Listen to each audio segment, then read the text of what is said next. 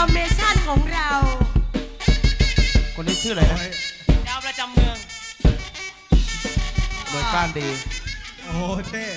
ท่า เออ อุปกรณ์เสริมมึงเยอะ เฮ้ยพี่น้องแม่งเอากันแล้ว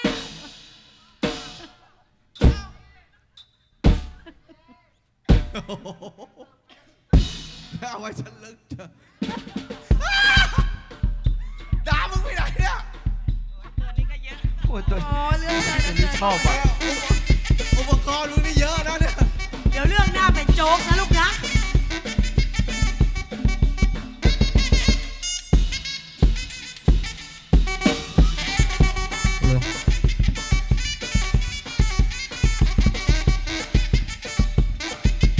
มันได้ทั่วถึงดีว่ะ กำลังขัน เชิญ วาง ลูก ตัวนะลูกนะ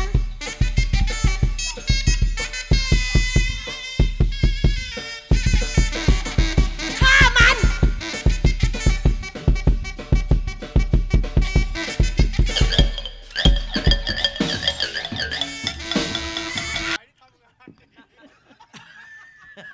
พระสหายเขาก็ดีมีน้ำใจนะ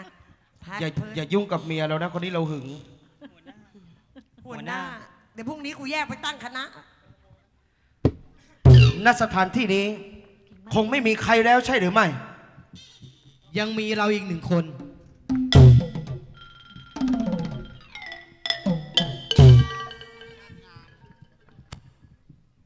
สวัสดีพี่ สวัสดีไอ้น้อง ครับ เมื่อกี้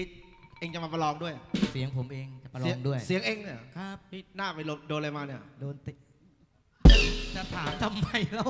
เกิดอุบัติเหตุพี่ อ๋อ ครับ จะมาประลองด้วย อยากไปกราบทูลหน่อย อยากประลองฝีมือด้วย ชื่ออะไรชื่ออะไร รัตติการ ที่แปลว่ามือตึบมาเหรอ ดำไม่ต้องแปลพี่ สักครู่เดียว ครับ ขอเดชะพระองค์ท่านบัด เอาเข้ามา อะไรเนี่ย เขาบอกให้เอาเข้ามา เอาเฮ้ยจะดีเลย พร้อมยัง พร้อมยัง ไม่ใช่เดี๋ยวพอไหมแต่โอ้โหทำไมเยอะแยะจังอะเนี่ย อ๋อวันนี้เด็กเรามาเด็กช่วงนี้ไม่ค่อยมีงานหน้าฝนเลยเอาลงมา จริงปะเนี่ยลงมาจากไหนเนี่ย ลงมาจากดอย จะดอยอะไร จะถามดอยเลย พี่ ครับผม ผมก็ไม่ค่อยถนัดนะเรื่องพวกเนี้ยนะพี่นะครับ ผม เอาว่ามุมมืดๆนะไฮเนเก้นขวดหนึ่ง แม้พูดเหมันช่ำชองเลยนะ เชิญครับพี่ด้านในเรามีเด็กให้เลือกสรรมากมายในวัน โอ้โห นี้โน่นเห็นไหมโน่นเลยสยายกระโปรง โอ้โห ยังไงก็ถ้าวันนี้ถ้าพี่มีน้ำใจพี่ช่วยเหลือเขาหน่อยเถอะวันนี้เขาไม่ได้เอาน้ำมาขาย แพงไหมอ่ะ 300 ฮะ 300พี่ 300ครับผม พาเลยแพง ฮะ แพง 300ผมนี่จะแพงกับพี่ แพง ถ้าขึ้นมาหน่อยนี่จะมี นู่น 3 สีชุดสีฟ้า สีดำ สี และ ดำโอ้โห สีเทา สีเทาที่สวย อัน นะ นี้ เนี่ย เขาเรียกว่าตัวท็อปของร้าน นั่นผมกะแล้วต้องเป็นอย่างนั้นแน่ๆตัวท็อปแน่ ยังเด็กอยู่พี่ ๆครับครับแพงไหม คนละ 5,000 พี่ ผมให้คนละ10,000เลยพี่ โอ้ ผมเหมาเลย3 คน เหมา3 คนเลย ครับ เหรอ ผมเก่ง ผมมีตังค์ถังเช่าขายพี่เอาไป เฮ้ย เหลือไม่ไหว ผมเหมาเลย เหมา3 คนเลย พี่เห็นอย่างเงี้ยผมเป็นชั่วโมงใช่นะ อะไรนะ เป็นชั่วโมง ทำเป็นชั่วโมงเลย ฝ่าจะคานขึ้นเตียงเนี่ยป้าเป็นชั่วโมง ขยันเล่นนะวันเนี้ยโน่น โอ้โหนู่น เห็นไหม ข้างบน เห็นไหม นั่น ชุดสีแดงชุดสีแดงพี่ นี่เขาเรียกว่าตัวทีเด็ดของร้าน โอ้โหนี่ก็สวยนะเนี่ย อันนี้ไม่ธรรมดา ครับ เขาเรียกว่าประสบการณ์สูง จริงป่ะพี่ ครับผม ไม่ต้องสอนอย่างเงี้ย โอ้โห ผมบอกเลยแต่ว่าผมเสียดายผมปล่อยให้พี่ไม่ได้จ เฮ้ย ริง ทำไมพี่ ผมเสียดายจริงปล่อย ผ ให้ ม พี่ ส ไม่ น ได้ ใจปล่อยให้ผมเถอะ ปล่อยไม่ได้จริงพี่ ทำไม หูรูดเสื่อมแล้ว พวก วันก่อนเยี่ยวรถที่นอนแม่บ้านบ่นชิบหายเลย โอ้งั้นไม่เอาอะงั้นผ่านโอ้โหโอ้โน่นไงอะ ชุดสีม่วง พี่ม่วง ช่วยหน่อยแล้วกันนะพี่ ทำไม 80 แปะ 80 80 แถมโอเลี้ยงให้ถุงด้วยพี่ เอาอีตรงแถมโอเลี้ยงอีกแหละ ครับ นี่ไม่ผมไม่ถูกใจใครสีเขียวเลยนะ สีเขียวอ่ะ ครับ สีเขียวไม่กระเทยนะพี่ เธอนี่นางนี่นะ อ๋อ โอ้โหมึงนี่ ไม่รู้แล้วมันเขียวไหนมันก็เขียว2 คน อื้อหือ เอออ๋อ นั่นน่ะ เขียวเข้มเขียวเข้ม เขียวน่ะเขียวเดียวกับกูเนี่ย นี่ผมบอกเลยนะเขียวเข้มนี่ไม่ธรรมดา ทำไมวะ สูงสุดของร้าน สูงสุดของร้าน ถูกต้อง ราคาใช่ไหม รักอายุ เชษ เชษทีหลังถ้าจะปูอะไรปูคนเนี้ยอย่าเอากูเข้าไปเกี่ยวข้องนะเชษเวลาออกคู่เลย ไม่เป็นไรวันนี้อารมณ์ดี แล้วไปดีนะไม่ทะเลาะกับผัวมา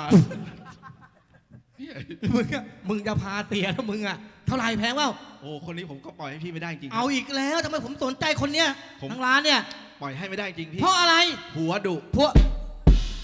แล้วตอนนี้ผัวเขาเป็นเบาหวานด้วยพี่ โอ้สงสารผัวเขาเนาะ ครับผม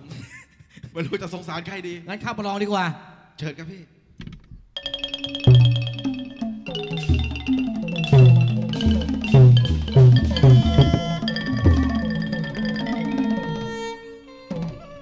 ถวายบังคมพระยะค่ะ เจ้านำใด รัติการพระยะค่ะ เจ้าใช่ไหมที่ส่งเสียง อยากจะประลองฝีไม้ลายมือด้วย ใช่แล้วพระยะค่ะ ถ้าเช่นนั้นเชิญ พระยะค่ะ ระวังตัวนะลูกนะ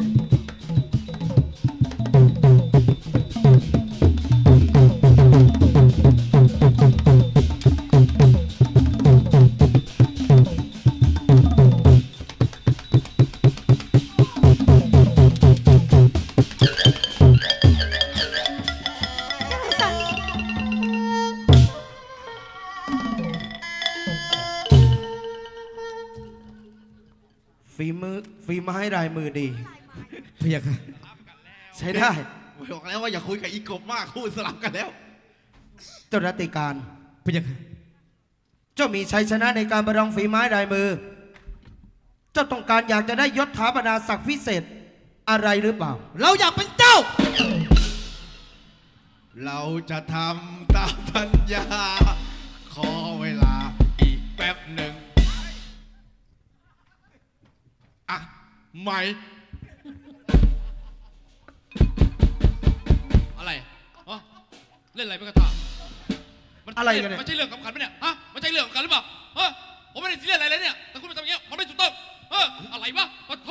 สวัสดีครับนี่ อะไร นี่ท่านมาด้วยเหรอครับ มาไหนเนี่ยช่องไหนเนี่ยช่องไหนเนี่ย อ๋อ โอ้โห ตายแล้ว ช่อง วุ่น 18 วาย ครั วุ่ บ นวายกันไปหมดเลย ท่านครั เฮ้ บ ย ผมขอถามอะไรหน่อยครับ ทำอะไรถามมารีบไป ไอ้ ทำ เรื่อ มาง ราคายางที่ถูกลงนี่ใครทำครับ อ้าวแต่ใครทำอ่ะก็ผมเป็นคนทำนี่นะใครไม่ทำผมท อ๋อท่าน ำผมไม่ทำแล้วใครจะทำอ่ะปะโถ ท่าน เฮ้ย เป็นคนทำแล้วเรื่องราคาน้ำมันที่กำลังถูกลงอย่าบอกนะท่านเป็นคนท โอ้โหถามไม่คิดอีกแล้วแต่ผมไม่ทำแล้วใครจะทำปะโถำแล้วเรื่องข่มขืนคนแก่ที่นครปฐม ผมไม่ทำแล้วใครจะทำแล้ว เฮ้ย โอ้เจ้ารัติการ ขออภัยพระยะค่ะ ตกใจพระยะค่ะ เจ้าคงจะไม่เคยเข้ามาในวังของเรา พระยะค่ะ จึงมีความตื่นเต้น เอาล่ะ แต่ก่อนที่ท่านจะรับข้าราชการกับเรากฤษดา เราจะขอแนะนำบุคคลสำคัญให้ท่านรู้จัก บุรุษชุดเขียว นามว่าสิงหานุวัตร ทรงพระเจริญพระยะค่ะ ซึ่งเป็นราชโอรสฝ่ายซ้าย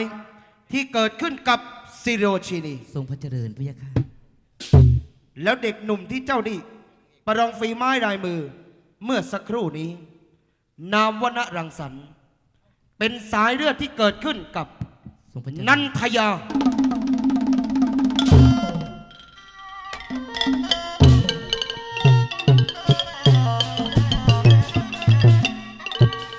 ตะรึงจ้องมองหน้าแม่นันทยาเมียชั่ว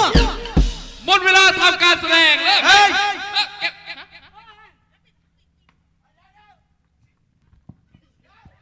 นั่น โอ้ยใหม่ไม่พอ เดี๋ยว พวกมึงยืนแล้วใครจะไปมีพลาด อ่ะ ดูมันพูด มุกครับ มุกเถอะ ตะรึงจ้องมองหน้าแม่นันทยาเมียพี่ ลากเสียง ลากเสียงด้วย ไม่ยังตัวโกโตพี่แม่20 ปีเลยผ่านไม่เคยกรวดน้ำไปให้พี่ทางที่พี่ต้องการนันทยาเมียผมจำผมไม่ได้จริงเหรอเนี่ย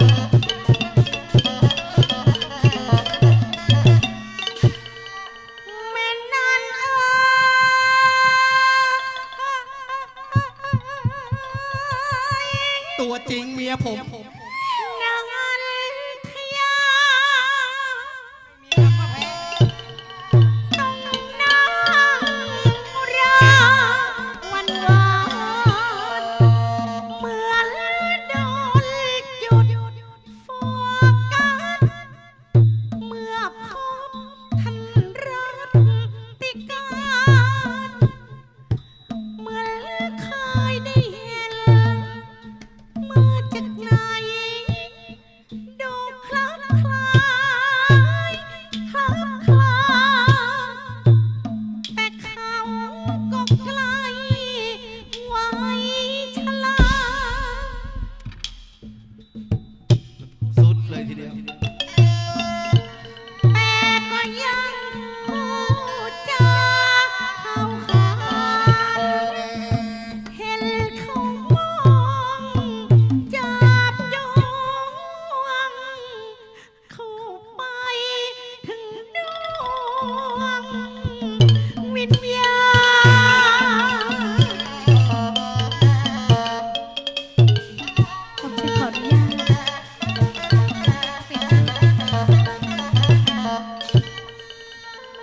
ลุงพิเชษฐ์ช่างกล้า เดี๋ยวขอโทษนะครับจำผมไม่เคยไอ้นุกมึงร้องอะไรอ่ะ ลุงพิเชษฐ์ อื้อหือ นันทยา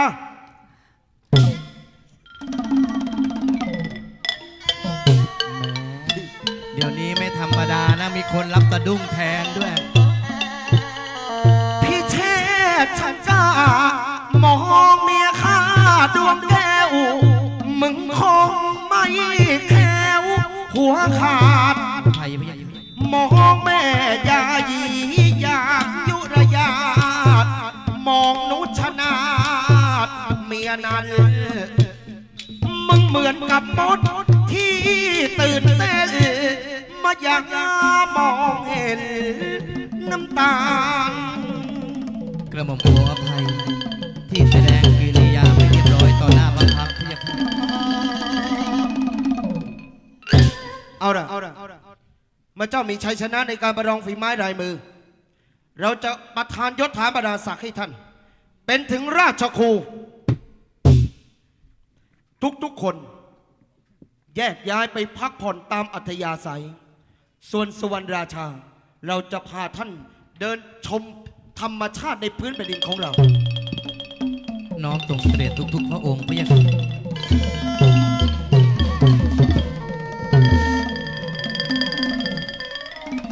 ราชโคเดี๋ยวมีอะไรคุยกันหน่อย พี่ยักษ์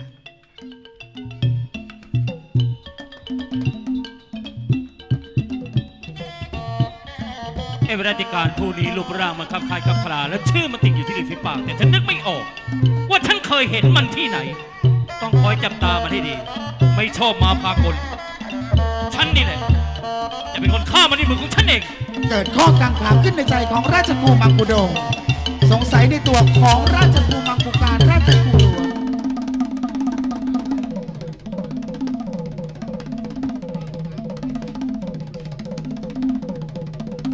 ราชครูรังสรรค์ทรงประทับก่อนพี่ยักษ์ ราชครู พี่ยักษ์ราชโอรส ที่ข้าพเจ้ามาพบท่านครั้งนี้ข้ามีเรื่องที่ข้องใจ เรื่องอะไรกันพี่ยักษ์ ท่านรู้หรือเปล่า ในผืนแผ่นดินนี้ ไม่ว่าจะเป็นใครก็แล้วแต่ ไม่เคยเอาชนะข้าพเจ้ารังสรรค์ได้ แต่เพียงแค่เจ้า นั้นเดินทางเข้าสู่วังหลวง ประลองฝีมือกับข้าพเจ้า แต่กลับได้รับชัยชนะ ข้าเองนะรังสรรค์นั้นมีจุดบกพร่องตรงไหน ราชครูช่วยบอกเราได้หรือเปล่า ขอเดชะทรงได้โปรด ที่เกล้ากระหม่อมเอาชนะ ราชรสณรังสรรค์ได้ เพราะเกล้ากระหม่อมรู้ ว่าองค์ราชโอรสณรังสรรค์มีจุดอ่อนพี่ยักษ์ จุดอ่อน พี่ยักษ์ จุดอ่อนอะไรกัน จุดอ่อนของราชรสณรังสรรค์อยู่ที่ขาพับด้านซ้ายพี่ยักษ์ ขา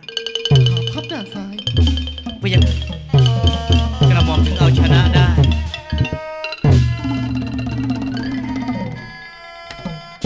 ราชครู พี่ยักษ์ เพราะฉะนั้นถ้าหากราชครูรู้ ว่าจุดอ่อนของข้าพเจ้าหน้ารังสรรค์นั่นคืออยู่ที่ขาพับด้านซ้าย เราอยากจะขอราชครูสักเรื่องหนึ่งจะได้หรือเปล่า บอกมาเถอะพระยาค่ะว่าคืออะไร ขอให้ราชครูนั่นเก็บเรื่องนี้เป็นความลับ ห้ามให้บุคคลใดรู้ก็แล้วแต่ และสิ่งที่สำคัญ ห้ามให้สิงหานุวัตรนั้นล่วงรู้ความลับอันนี้เป็นอันขาด ถ้าหากราชครูทำได้ ต้องการสิ่งใด ยกเว้นแต่ดาวแต่เดือน เราจะมอบให้ท่าน แต่ถ้าหากรู้ถึง สิงหานุวัตรเพดาใดเพดานั้น หมายถึงความตายจะมาเยือนราชครู กระ จำ หม่ ไว้ อมให้ตัดวาจาพระยาค่ะ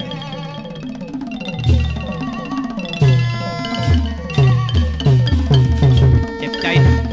มันสายเลือดไอ้กิตนะแค้นใจ ไม่มีใครอยู่แน่ นันทยาก็จำข้าไม่ได้จริง ๆ หรือไงเนี่ย ราชครูครูครูครูครูครู พระยาค่ะไม่เล่นไม่ได้ด้วยตัวเนี้ยเดี๋ยวเครือง ราชครู ราชโอรสโอ้โหทรงพระเจริญพระยาค่ะราชโอรสติงหนุวัตร ไม่ต้องนั่งข้าง ไม่ได้พระยา ขึ้น ค่ะ มานั่งมาทำข้างบน เดี๋ยวใครมาเห็นเข้า ช่างมาเถอะนะท่านราช เออ ครู พระยาค่ะ ไม่ต้องถึงมา เป็นพระมหากรุณาอย่างยิ่งพระยาค่ะราชโอรสมีอะไรหรือเปล่าพระยาค่ะ คือเรื่องของเรื่องเราก็ไม่ได้อยากจะเล่าอะไรสักเท่าไหร่ โอ้โห แต่จริงๆแล้วมันก็เป็นความ มันเศร้าขนาดนั้นราช อ โอยู่ รส ในใจ ราชโอรสทำใจดีๆเอาไว้ มีเรื่องอะไรก็บอกกับกระหม่อมได้พระยาค่ะ ราชครูนับตั้งแต่เราเกิดมาและจำความได้เหรอราชครูเราถูกรังแกมาโดยตลอด ถูกรังแก โดยเสด็จพี่นารังสรรค์คอยที่จะข่มขู่เรา เราต้องคอยอาศัยอยู่ใต้ศอกนารังสรรค์มาโดยตลอดท่านราชครู เป็นความจริงเหรือเนี่ย เป็นความจริงที่เรามันก็ขึ้นมา โตราชโอรสติงหนุวัตร สมาทาน น่าสงสารราชโอรสราชโอรสหักห้ามพระไทยก่อนพระยาค่ะนี่โดนคนเป็นพี่รังแกขนาดนี้เลยเหรอพระยาค่ะราชโอรสเอาพอดีพระยาค่ะ ก็ส่งมา โอ้โหมึงพวกกันมั้งเนี่ย ราชครู พระยาค่ะ แต่ว่าอย่างนั้นอย่างนี้นะ พระยาค่ะ เราก็ไม่ได้มีอะไรมาฝาก ไม่ต้องเลยป่าดหรอกพระยาค่ะ ไม่เยอะมากมายไม่เยอะมากมาย อะไรพระยาค่ะ ก็ไม่มีอะไรมาฝาก ก็ไม่มี ก็บอกแล้วว่าไม่มีอะไรมาฝาก พระยาค่ะ แต่ พ ว่า ระยา ท่าน ค่ะ ราชครูเอาชนะท่านพี่นารังสรรค์ได้ เราอยากจะรู้ว่าท่านราชครูเอาชนะได้ยังไง ราชรถสิงหานุวัตรกระหม่อมรู้สึกสงสารราชโอรสคนเป็นน้อง ถูกคนเป็นพี่รังแก ไม่นะ ถูกคนเป็นพี่กดขี่ ทุกทีไป ต้องเอาเสียงธรรมดาได้ไหมเนี่ยฮะไอ้ปาร์ค จะได้น่าสงสาร ไม่กูลุกฟังเสียงมึงทุกคนลุกเลยเนี่ย ให้ครูบอกแล้วหน่อย กระหม่อมจะบอกเคล็ดลับ บอกความจริงที่กระหม่อมเอาชนะราชรถณรังสรรค์ได้ ก็เพราะว่าราชรถณรังสรรค์มีจุดอ่อนที่ขาพับด้านซ้ายพะยะค่ะ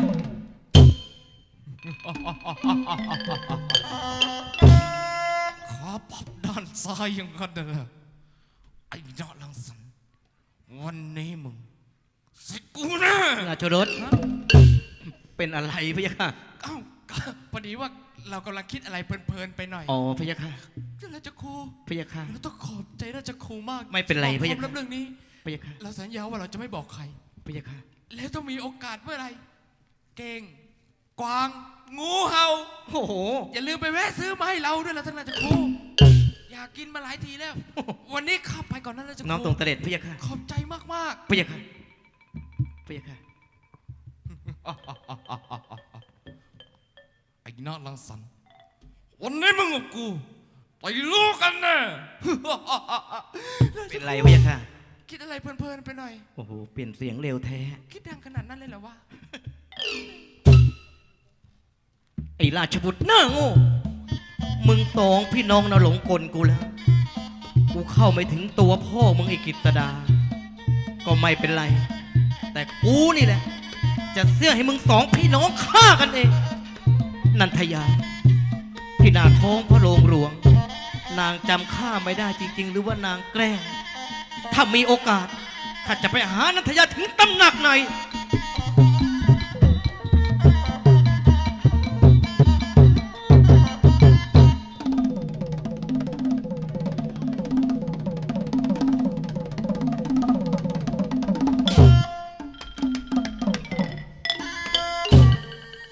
จอดก่อนจอดก่อน เรียกฉันเหรอคะ จ้าเรียกเธอนั่นแหละ มีธุระอะไรหรือเปล่าคะ เธอนี่ชื่ออะไรนะ ฉันชื่อดาราวดีค่ะ ดาราวดี ใช่ค่ะ ที่มาตอนหน้าท้องพระโรงที่นั่งอยู่ฝั่งขวาใช่ไหม ถูกต้องค่ะ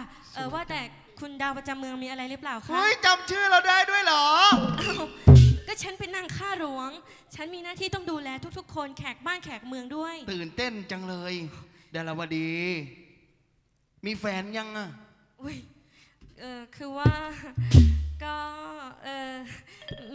มีแล้วค่ะ มีแล้วเหรอ ใครอะใครเป็นผู้โชคดีอะ ก็แหม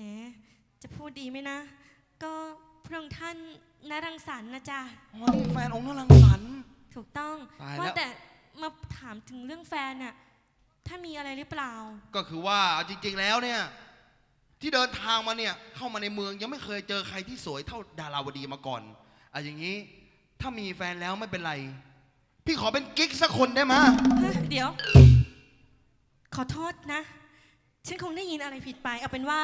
ฉันจะไม่ถือสาละกัน ที่พักท่านอยู่ที่ไหน ท่านกลับไปที่นั่น ฉันจะไม่ถือสาเอาความกับท่านแล้วกัน ได้กลับก็ได้แต่ไปส่งหน่อยได้ไหม ไม่ ทำไมพูดไม่รู้เรื่อง ฉันบอกว่าฉันน่ะมีแฟนแล้ว และฉันก็ไม่คิดจะมีคนอื่นด้วย หลบไปซะ จำมั่มอย่างนี้เนี่ยมันสเปคพี่เลยออฟแอฟ เกลียดพระลงนี้จริงๆนี่จะทำอะไร ออกไปเดี๋ยวนี้ออกไปเดี๋ยวนี้เลยนะ จำมั่มมาเสียจริงนะน้องเอ้ยไม่เคยเห็นใครจำมั่มเท่าอยากเจิมหยดย้อยไม่เบา มันจะมากเกินไปแล้วนะ อันละเต่งตึงเอวเว้าจำมั่มไม่เบาน้องเข้าตำราจำมั่มมาเสียจริงนะน้องนี่เชฟนี่ละโสพี่เขาตัวอันของมันงามตา น่าเกลียด จะผากน้องโหนกนูนเต็มหน้า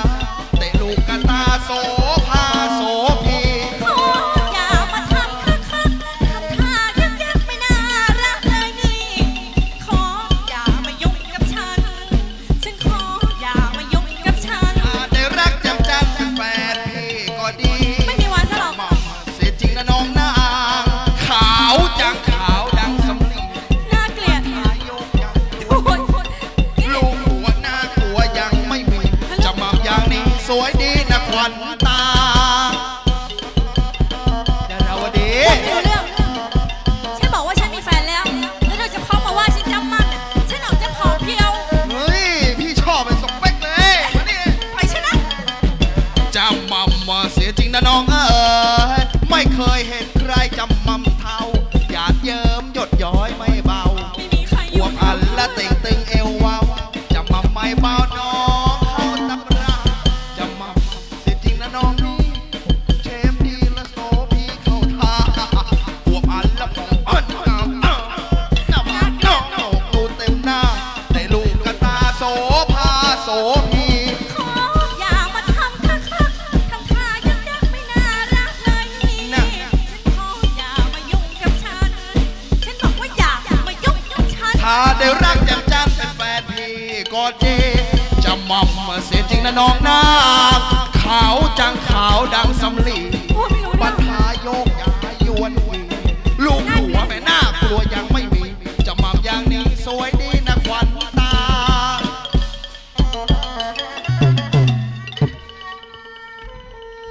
พี่นี้มีรักมากเหลือเสมือนพายเรือร่วมลำมาช่วยกันพายซี่มาช่วยกันจำเอาอยู่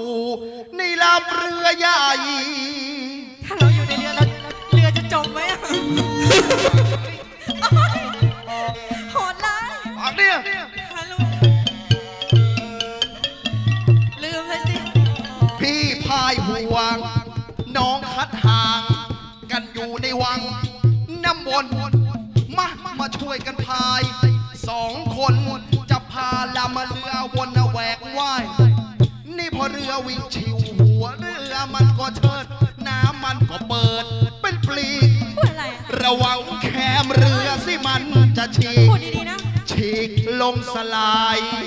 ไอพี่แล้วก็จำนะโมแล้วก็จำไอพี่แล้วก็จำนะโมแล้วก็จำมาจำกันให้น้ำกระจาย น่าเกลียดที่สุด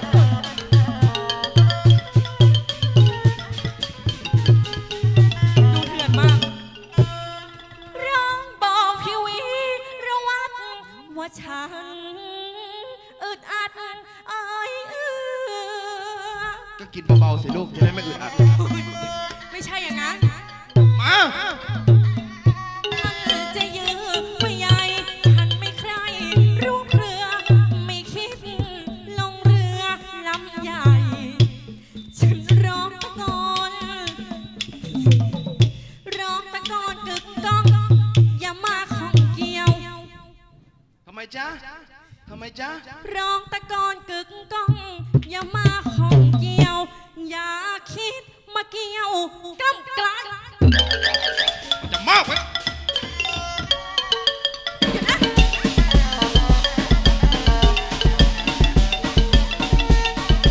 ทำอะไรหยุดนะอย่าได้อย่างนี้ใช่ไหม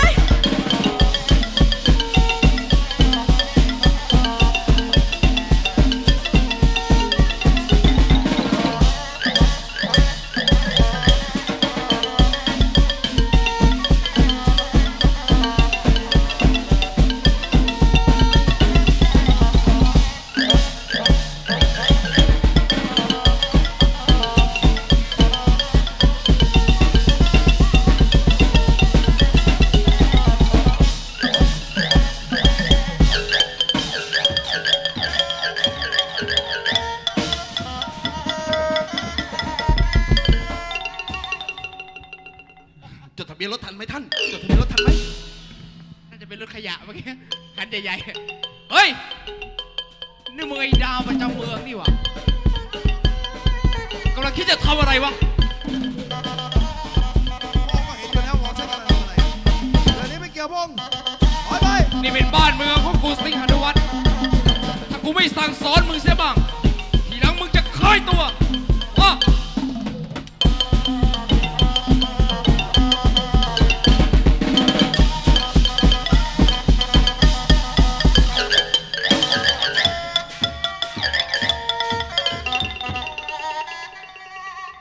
ไอ้อ้วน กูอ้วนแล้วไปหนักหัวพ่อมึงเหรอ ฮะทำไม สอนรามไล่หมออกจากคณะแล้วใช่ไหมฮะ มึงถึงได้มาเกาะดวงแก้วเนี่ยฮะ สอนรามไม่ได้ไล่กูเว้ยวันนี้รถเบนซ์ยังโทรมาตามกูไปเล่นลิเกอยู่เลย นั่นแน่ เอาสิ พระองค์ท่านจับหม่อมฉันได้แล้ว หม่อมฉันก็เปรียบเสมือนลูกไก่อยู่ในกำมือ จะบีบก็ตาย จะคายก็หน้าเขียว จะขายก็รอด เอาเลยพระเจ้าค่ะ นี่ทำไมติดว่าหน้ามึงคล้ายกูสักหน่อยกูจะฆ่ามึงเดี๋ยวนี้ จะถุยก็เสียดายเสลดหม่อมฉันไม่อยากใบหน้าละไม้คล้ายกับพระองค์ท่านหรอกเพราะมันขี้เหร่มากพระเจ้าค่ะ มึงได้ยินไหมเนี่ยวู้ว้าววู้ว้าวเนี่ย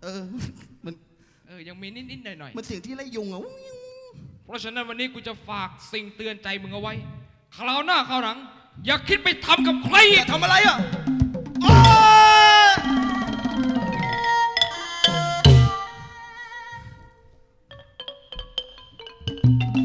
ฟาดเยอะนักละมึง